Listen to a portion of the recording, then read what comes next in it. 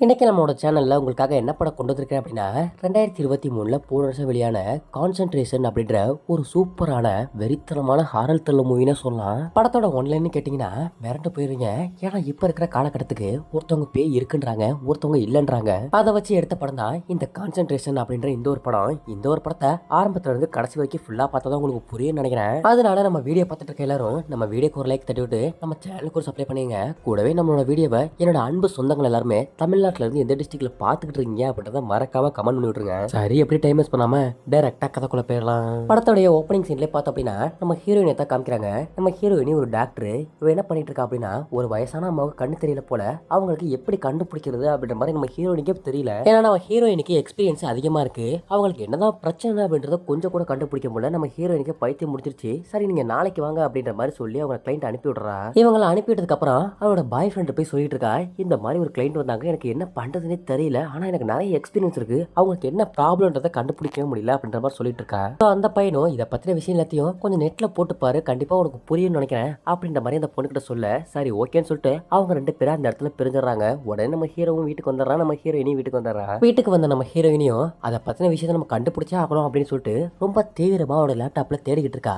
அந்த சமயத்துல பார்த்தோம் அப்படின்னா திடீர்னு ஏதோ ஒரு சத்தம், லைட் கரெக்டா ஆஃப் ஆயிடுது. பயந்து போன நம்ம ஹீரோயினியும் அந்த வீட்டுக்குள்ள அப்படியே திரும்புறன்னு சுத்திக்கிட்டு இருக்கா. என்ன பண்றேனே தெரியல, ஆனா வெளியில கரண்ட் இருக்கு, அவங்க வீட்டுக்குள்ள மட்டும் தான் கரண்ட் இல்ல. என்ன பண்றதுன்னு தெரியாம நம்ம ஹீரோயின் சுத்திக்கிட்டு இருக்க. கரெக்டா அந்த டைம்ல ஒரு போன் கால் வருது.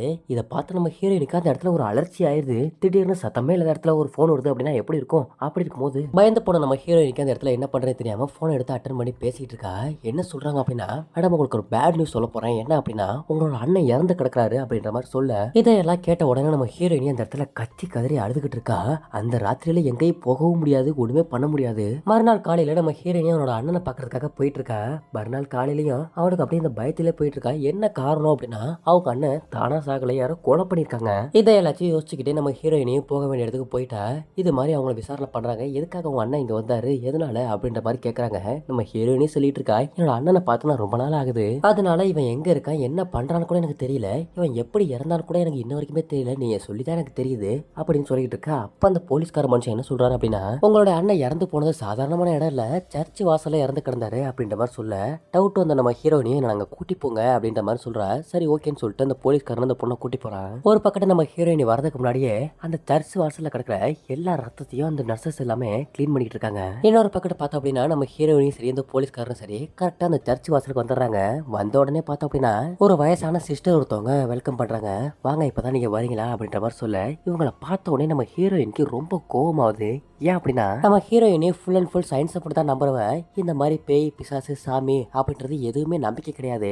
அதனால இவங்களை பார்த்தோன்னா செம்ம கோவம் வருது. அப்படியே ஒரிஜினல் கேஸ்ட்டை கொஞ்சம் உள்ள வச்சிருக்கேன், அதை வச்சாதான் கொஞ்சம் த்ரில்லிங்கா இருக்கும். அதனால அதே கொஞ்சம் ஒரு 3 நிமிஷம் 4 நிமிஷம் வச்சிருப்பேன், அதை பாருங்க. அப்படியே இன்னைக்கு நம்ம பார்க்க போற படம் 1986 வெளியான what every French human wants அப்படின்ற ஒரு சூப்பரான வெறித்தனமான காமெடி மூவின்னு சொல்லலாம். படம் கொஞ்சம் பழைய காலத்துல வெளியேதாலும் கதையெல்லாம் சும்மா மிரட்டி விட்டுருப்பானுங்க அப்படின்ற மாதிரி தான் இருந்துச்சு. ஸோ அதனால இந்த ஒரு வீடியோவை ஆரம்பத்துல இருந்து கடைசி வரைக்கும் ஃபுல்லா பார்த்தா உங்களுக்கு புரியும் நினைக்கிறேன். சரி, இப்படியே டைம் வேஸ்ட் பண்ணாம டைரக்டா கதைக்குள்ள போயிடலாம். படத்தோடைய ஓப்பனிங் சீன்ல பார்த்தோம் அப்படின்னா ஒரு வேலைக்கார லேடி ஒரு பையனை கூட்டி வராங்க.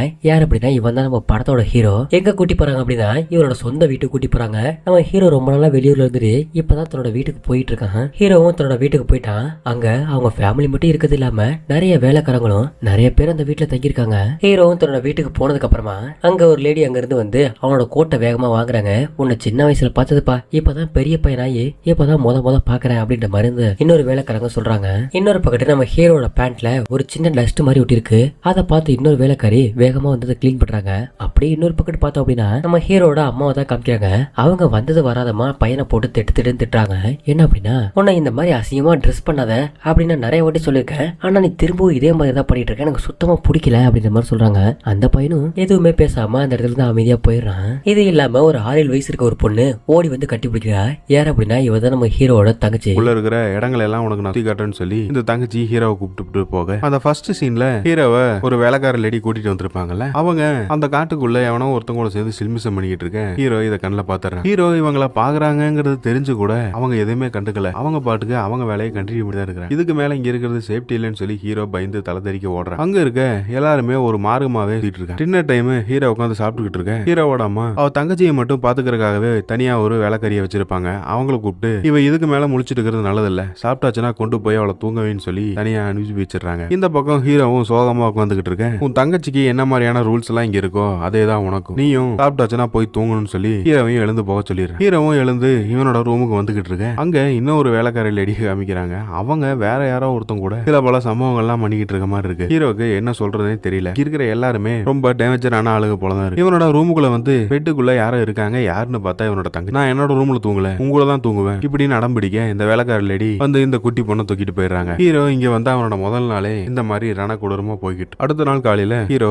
காலங்காத்தாலேயே சீக்கிரமா ரெடியாகி அவனும் அவன் தங்கச்சியும் ஊரை சுத்த கிளம்பிட்டான். இவங்க ரெண்டு பேரும் எங்கதான் இருக்காங்கன்னு பார்த்தா அங்க ஒரு பெரிய மரம் இருக்கு. அந்த மரத்துக்கு மேல நின்னு அவங்களோட அந்த வீட்டை சுத்தி என்னெல்லாம் நடக்குது அப்படிங்கறத வேடிக்கை பார்த்துக்கிட்டு இருக்க அங்க வேலை பார்த்துட்டு இருக்க எல்லா வேலைக்காரிகளும் ஒரு இடத்துல உட்காந்துக்கிட்டு இருக்காங்க. அப்போ அங்க தோட்டத்துல வேலை செய்ய சில ஆம்பளைங்க எல்லாம் இருப்பாங்க. அவங்க தூரத்துல இருந்து இவங்களை பார்த்து சைட் அடிச்சுக்கிட்டு இருக்க அதுல ஒரு லேடி எழுந்து அவளோட ட்ரெஸ்ஸா கழட்டி காமிக்கிறா. இதை பார்த்ததுமே ஹீரோக்கு ஒரு செகண்ட்ல தலையை சுத்திரு. என்னடா இது இவங்க இப்படி எல்லாம் பண்ணிட்டு இருக்காங்களேன்னு சொல்லி அப்படியே கட் பண்ணா இந்த பக்கம் ஹீரோ வீட்டுக்கு வர ரொம்ப நாளுக்கு அப்புறம் பையன் ஊருக்கு வந்திருக்கான்னு சொல்லி அவனை பாக்குறதுக்காக ஹீரோவோட அப்பங்கார வர. இந்த ஆள் யாருன்னு பார்த்தா இங்க இருக்க இந்த கவர்மெண்ட்ல ஒரு டைப் வச்சு அவங்களுக்கு தேவையான துப்பாக்கி அது இதுன்னு சொல்லி நிறைய பொருட்கள்லாம் சப்ளை பண்றதுதான் ஹீரோவோட அப்பனோட வேலை. இவர் வீட்டுக்குள்ள வந்து என்ன சொல்லிட்டு இருக்காருன்னா கூடி சீக்கிரமே ஏதோ ஒரு நாட்டுக்கும் இவங்க நாட்டுக்கும் சண்டை நடக்க போகுது, இதுல நம்ம பிசினஸ்லயும் நல்ல லாபம் பார்க்க போறாங்கிற மாதிரி குழுகுல எல்லாருக்கிட்டையும் அவர் சொல்லிக்கிட்டு இருக்காரு. ஹீரோவும் இங்க நடக்கிற எல்லா விஷயங்களையும் பாத்துக்கிட்டு இருக்காரு. அடுத்ததா ரொம்ப வருஷம் ஆகியும் கல்யாணமே ஆகாம ஒரு லேடி ஹீரோவோட வீட்டுல இருப்பாங்க. அவங்கள ஃபாலோ பண்ணிக்கிட்டு ஹீரோ போறான். அவங்க எங்க வந்திருக்காங்கன்னு பார்த்தா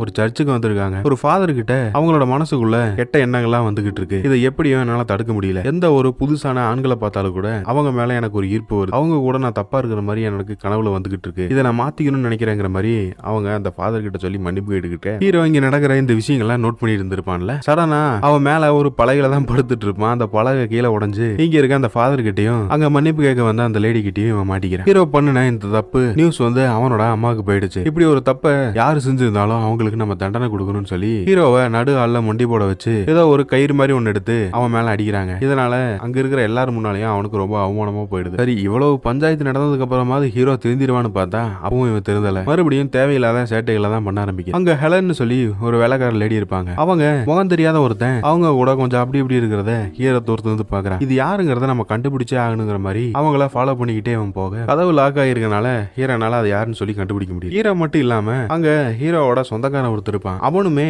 இங்க இருக்க லேடிஸ் எல்லாம் வேவு பாக்குறதா அவனோட வேலை. இவனை ஃபாலோ பண்ணிக்கிட்டே ஹீரோ போக அவங்க வீட்டுக்கு மேல ஒரு லைப்ரரி மாதிரியான ஒரு இடம் இருக்கு. அங்கதான் இப்ப ஹீரோ ஒருத்தனை ஃபாலோ பண்ணிட்டு வந்தான் பாத்தீங்களா, அவன் அங்க உட்காந்துக்கிட்டு இருக்கான். இந்த நேரத்துல நீ தூங்காம என்ன பண்ணிக்கிட்டு இருக்க, இது மட்டும் உன்னோட அம்மாக்கு தெரிஞ்சா உன்னை மட்டும் இல்லாம என்னையும் சேர்த்துட்டு வாங்கிற மாதிரி ஹீரோக்கு அவன் அட்மிட் பண்ணிக்கிட்டு இருக்க. அதெல்லாம் எனக்கு தெரியும், நான் பாத்துக்கிறேன்னு சொல்லி ஹீரோ அவன் சொல்றது கேட்கவே இல்லை. அங்க ஒரு பைனாகுலர் மாதிரி ஒண்ணு இருக்கும். அதுல ஹீரோ எட்டி பார்க்க அந்த தோட்டத்துல ஒரு 4-5 குரூப் அங்க இருக்க பொண்ணுங்க கூட சில்மிசம் பண்ணிக்கிட்டு இருக்க மாதிரி இருக்கு. ஆக இந்த ஏரியாவை சுத்தி எவனுமே நைட்டு தூங்குறது இல்ல, இந்த மாதிரியான வேலையில தான் பண்ணிட்டு இருக்கீங்களான்னு சொல்லி ஹீரோ ஷாக்காக ஹீரோவோட அங்கிளும் இவனா இங்க இருந்து போக சொல்றேன். ஆனா நம்ம ஆளு போறதுக்கு முன்னால அவர் ஏதோ ஒரு அடல்ட் சம்பந்தப்பட்ட புக்கு வச்சிருப்பாரு போல தெரியுது. அந்த புக்கை ஆட்டை போட்டு இவனை நைஸா ரூமுக்கு எடுத்துட்டு போயிடுறான். ஹீரோ வந்து அவனோட ரூம் கதவை ஓபன் பண்ணும்போது கரெக்டா அங்க ஒரு மிலிட்டரிக்காரன் இருக்கான். அவன் கண்ணில் ஹீரோ மாட்டிடுறான். இந்த டைம்ல நீ நைட்டு இந்த வீட்டுக்குள்ள சுத்திட்டு இருக்கிற இந்த விஷயம் மட்டும் உன்னோட அம்மாவுக்கோ இல்ல உங்க அப்பனுக்கோ தெரிஞ்சா எவ்வளவு பெரிய பிரச்சனையானு தெரியுமா? இதை நான் சொல்லக்கூடாதுன்னு சொன்னா நான் என்னெல்லாம் சொல்றேனோ அந்த எல்லா வேலையிலும் நீ செய்யணும்னு சொல்லி ஹீரோவை அவன் பிளாக்மெயில் பண்றான். ஹீரோவும் வேற வழி இல்லாம இந்த ஆள் என்னென்னலாம் செய்ய சொல்றானோ அதையும் பண்ண ஆரம்பிக்கிறான். அவனோட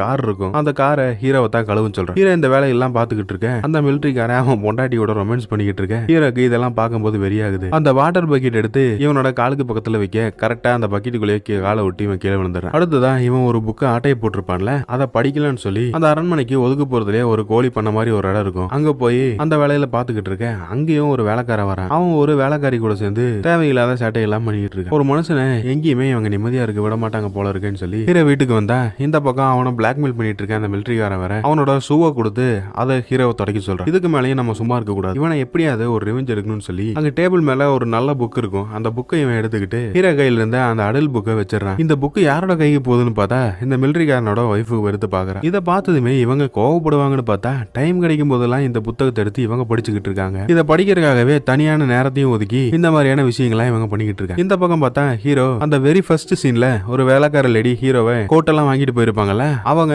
கிச்சனுக்குள்ள ஏதோ வேலை பார்த்துக்கிட்டு இருக்க ஹீரோ அவங்களுக்கு பின்னால வந்து கட்டி பிடிக்க வேற யாரான்னு நினைச்சு இவனை மண்டை மேலேயே அங்க இருக்க ஒரு பாத்திரத்தை எடுத்து அடிச்சிடறாங்க. நீங்க என்ன தெரிஞ்சிருந்தா இதை நான் பண்ணிருக்க மாட்டேன் அப்படிங்கிற மாதிரி ஹீரோ கிட்ட அந்த லேடி மன்னிப்பு கேட்கறாங்க. இப்படியே கொஞ்ச நாட்கள் கடந்து போக ஹீரோவோட அப்பங்காரன் அங்க இருக்கிற எல்லாரையும் கூப்பிட்டு ஒரு பார்ட்டி வச்சிருக்காரு. எதுக்குன்னா இங்க இருக்க எல்லாருமே கூடி சீக்கிரம் ஏதோ ஒரு போர் நடக்க போகுது, அதுக்காக போக போறாங்க அப்படிங்கறனால. இதுல இவருக்கு ஒரு சந்தோஷம் என்னன்னு பார்த்தா இவர்கிட்ட வச்சிருக்க அந்த வெப்பன்ஸ் எல்லாம் நல்ல அளவுக்கு சேல்ஸ் பண்ண முடியும். இங்க இருக்க ஆண்கள் எல்லாருமே வெளியே மிலிட்டரிக்கு மாதிரி கிளம்பிடுறாங்க. இப்போ ஹீரோ மட்டும் தான் இருக்கான். ஹீரோவுக்கு இது ஒரு வசதியா போச்சு. அவன் இங்க இருக்க சில வேலைக்காரிகள் லேடிகள் எல்லாம் கரெக்ட் பண்ணு நினைச்சிருப்பான்ல. இந்த சந்தர்ப்பத்தை பயன்படுத்தி நம்ம ஏதாவது முயற்சி பண்ணலாங்க மாதிரி அவன் ஒரு பிளான போட்டுக்கிட்டு இருக்கு. அந்த ஃபர்ஸ்ட் சீன்ல ஹீரோ கூட ஃப்ரெண்டா இருந்த வேலைக்காரி இருப்பாங்கல்ல, அவங்க கூட சேர்ந்து ஒரு பழைய பெட்டை மேல மாடிக்கு தூக்கிட்டு போய்கிட்டு இருக்காங்க. அந்த ஸ்பாட்லயே ஹீரோவும் அவங்களும் சேர்ந்து ஒரு ரொமான்ஸ் பண்ணிக்கிட்டு இருக்க. ஹீரோ என்ன சொல்றானா, நீங்க தான் என்னோட முதல் காதலி, நான் உங்களை கல்யாணம் பண்ணிக்க ஆசைப்படுறேங்கிற மாதிரிலாம் அவங்க கிட்ட சொல்லிக்கிட்டு இருக்கேன். அவங்க என்ன சொல்றாங்க, கண்டிப்பா இதெல்லாம் நடக்க வாய்ப்பே கிடையாது, நீ ஒன்னும் பயப்படாத, இங்க நடந்த இந்த சம்பவத்தை வெளியே நான் யார்கிட்டயும் சொல்ல மாட்டேன் அப்படிங்கிற மாதிரி ஹீரோ கிட்ட அவங்க சொல்லிக்கிட்டு இருக்காங்க. இவன் இந்த ரூமுக்குள்ள இருந்து கீழே வரும்போது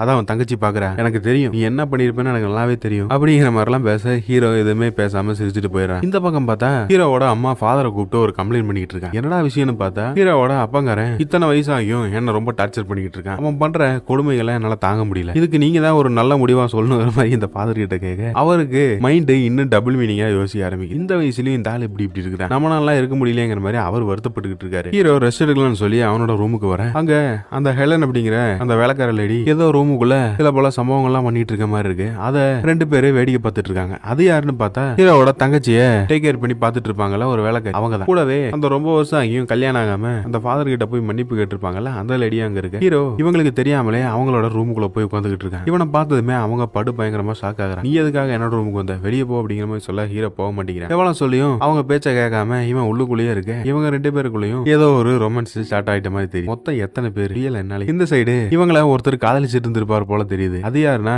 அந்த லைப்ரரியில ஒருத்தவன் இருந்திருப்பான்ல, அவனுக்கு இவங்க மேல ஒரு லவ் இருக்கும் போல. அவங்க கதவுக்கு வெளியே நின்று அவன் எழுதியிருக்க அந்த லெட்டர் எல்லாம் படிச்சுக்கிட்டு இருக்கான். ஆனா உள்ளுக்குள்ள அவங்க என்ன பண்ணிட்டு இருக்காங்கிறது நமக்கு மட்டும் தான் தெரியும். ஹீரோவும் இந்த ஆளுக்கு போய் அட்வைஸ் பண்ணிக்கிட்டு இருக்கு. நீங்க எவ்வளவு நாளைக்கு தான் ஒரு பொண்ணுக்கு பின்னாலேயே ஃபாலோ பண்ணிக்கிட்டு இருப்பீங்க, உங்களுக்கு ஒருத்தங்களை பிடிச்சிருந்தா நீங்க அவங்க பக்கத்துல போய் பேசணும், அப்பதான் மீதி அடுத்தடுத்த சமாச்சாரங்கள்லாம் நடக்கும்னு சொல்லி பாக்கியராஜ் ஸ்டைல்ல ஹீரோ அவனுக்கு ஒரு அட்வைஸ் போட்டுக்கிட்டு இருக்கேன். ஹீரோவோட ரூமுக்கு ஹெலன் அப்படிங்கிற அந்த வேலைக்கார லேடி காஃபி கொண்டு வராங்க. நீங்க தினமும் இந்த ரூமுக்கு வெளியே யாரோ ஒருத்தவங்க கூட தேவையில்லாத வேலைகள்லாம் பண்றதை நான் பாக்குறேன், ஆனா அது யாருன்னு சொல்லி கேட்க அவங்க எந்த ஒரு பதிலுமே சொல்லல. கடைசியில ஹீரோ இவளையும் விட்டு வைக்கல. அடுத்ததா அந்த மிலிட்டரிக்காரனோட ஒய்ஃப் ஒருத்தவங்க இருப்பாங்கல்ல, அவங்கள ஃபாலோ பண்ணிக்கிட்டே போக அவங்க எங்க போயிருக்காங்கன்னா ஒரு குதிரை ஃபார்ம் ஒன்று இருக்கும், அங்க போயிருக்காங்க. அங்க போற ஹீரோ இவங்க கிட்டயும் கொஞ்சம் ரொமான்ஸ் பண்ணலாம்னு சொல்லி பக்கத்துல போக அவன் என்ன சொல்றானா, கூடி சீக்கிரம் எங்க ரெண்டு பேருக்கும் கல்யாணம் ஆக போகுது, இந்த சமயம் நீ மட்டும் இந்த மாதிரி பண்ணா வெளியே தெரிஞ்சா என்ன ஆகுங்கிற மாதிரி அவங்க சொல்ல ஹீரோ அதை யாராவது சொன்னாதானே தெரியும், இல்லைன்னா எப்படி கண்டுபிடிப்பாங்கிற மாதிரி இவன் ஒரு பாயிண்ட புடிச்சு பேச இவங்களும் இதுக்கு சம்மதம் சொல்லி இந்த மிலிட்டரிக்காரனோட பொண்டாட்டியும் ஹீரோவும் கொஞ்சம் அப்படி இப்படி இருக்கிறாங்க. இப்படியே கொஞ்சம் நாட்கள் கடந்து போயிடுது. ஹீரோ அங்க இருக்கிற ஒருத்தியை கூட விட்டு வைக்கல, எல்லாரும் கூடயும் தேவையில்லாத சில்மிசங்கள்லாம் பண்ணிக்கிட்டு இருக்கேன். சடனா ஒரு நாள் இந்த மிலிட்டரிக்காரனோட ஒய்ஃப் வந்து என்ன சொல்றானா, நான் இப்ப பிரெக்னெண்டா இருக்கேன், இதுக்கு